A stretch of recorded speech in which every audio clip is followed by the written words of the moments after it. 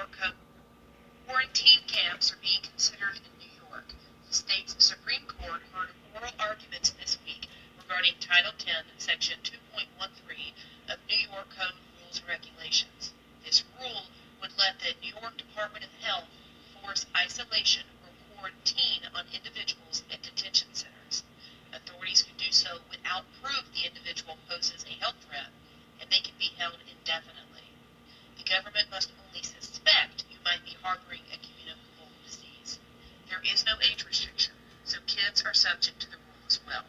The state health commissioner was given this power via an executive order by the governor in 2020. Represents Uniting NYS made the case against quarantine camps.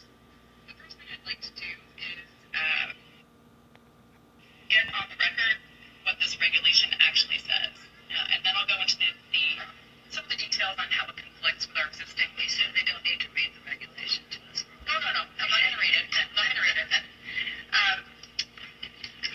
So, Rule 2.13 gave the Commissioner of Health the unbridled power to pick and choose which New Yorkers she could lock up. I'm saying she because at the time it was Dr. Mary Bassett.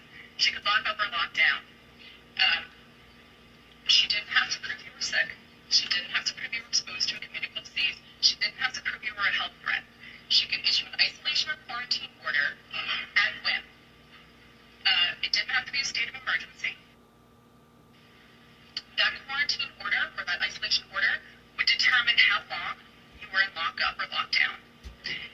They could have locked you up in your home, or they could have removed you from your home with the force of police as clearly delineated in 2.13. With the force of police, they could have removed you from your home and put you into a detention center, a facility, whatever you'd like to call it, whatever noun you choose, it gets you to the same place. It's not your home, and you don't get to pick where you go. They could have locked you up there for however long they wanted. No restrictions. Days, weeks, months. There was no age restriction. So they could have done this to you, but they also could have done this to your child or your grandchild or your elderly parent. The provision said that they could tell you what you... Excuse me for the video. It's before I learn how to do it this way.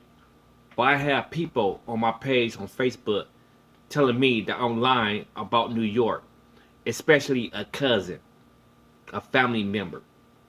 So this is dedicated to you, family member, cousin.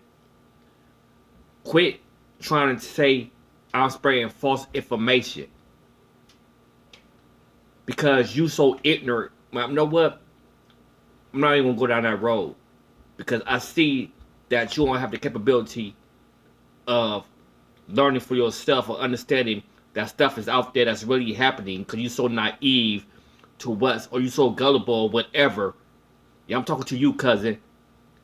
Quit trying to tell, because I'm getting mad at you because you trying to say I'm spreading false information. I'm lying.